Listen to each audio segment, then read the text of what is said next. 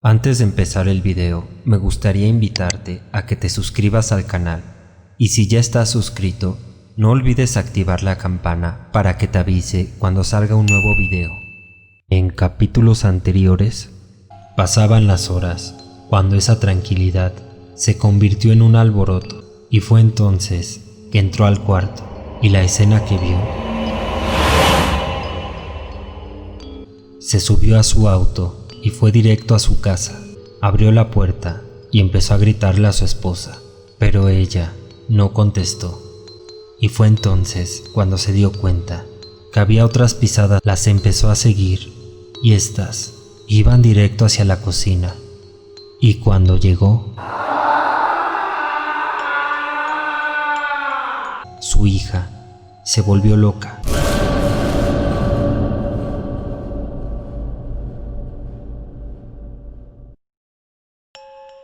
Ana Isabel salió detrás de un mueble.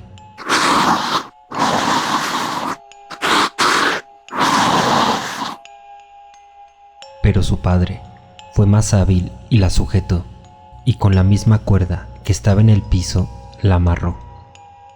Después se giró y fue a buscar a su pobre hijo, Francisco, o mejor dicho, lo que quedaba de él.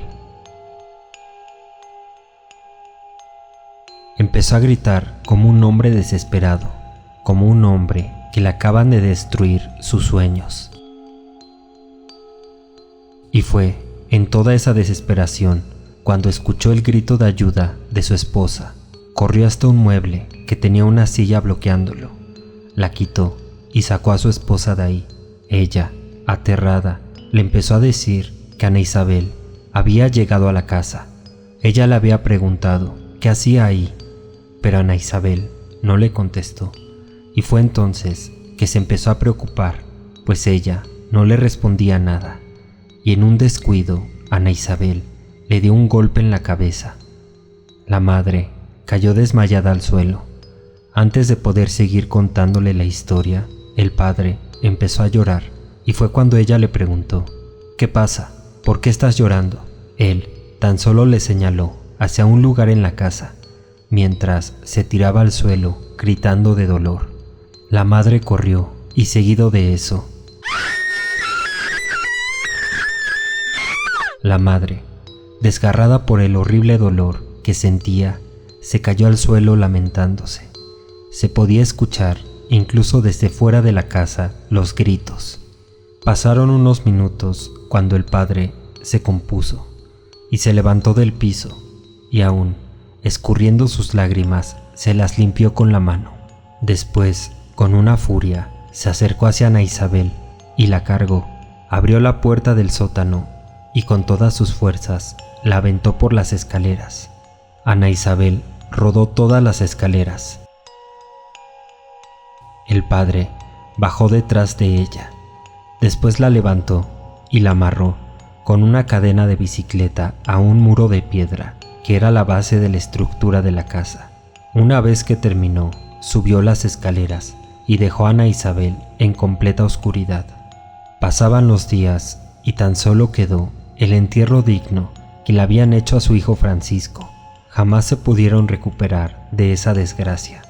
La policía investigó el extraño caso de Francisco, que fue así como le nombraron al caso, pero jamás pudieron encontrar nada al respecto. Los padres tan solo dijeron que lo habían encontrado así. Nadie nunca se enteró de que el real motivo estaba en el sótano de esa casa. Los años pasaron y Ana Isabel se quedó sola, pudriéndose en el sótano.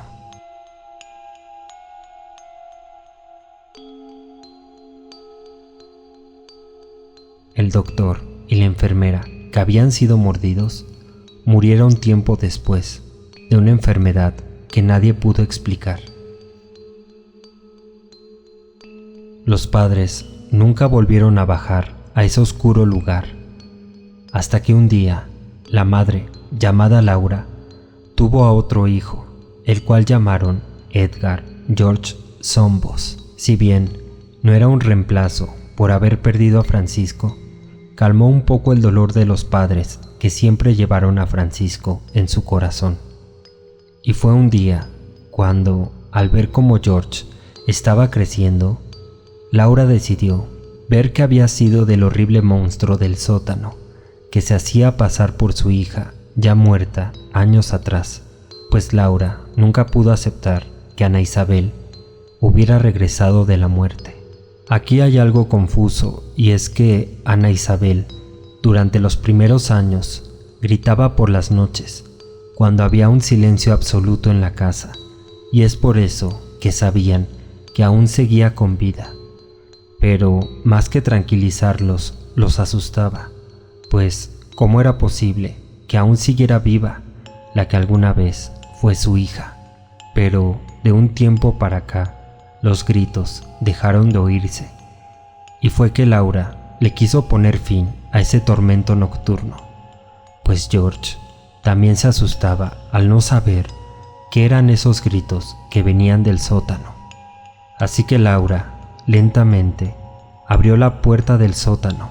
Le tomó algo de tiempo, ya que ésta tenía 3 llaves de seguridad más un candado. Además, la puerta ya estaba carcomida por la humedad que se había hecho en el sótano. En cuanto Laura la abrió, bajó lentamente por esas escaleras, paso a paso, y cuando por fin llegó al switch de la luz, lo prendió.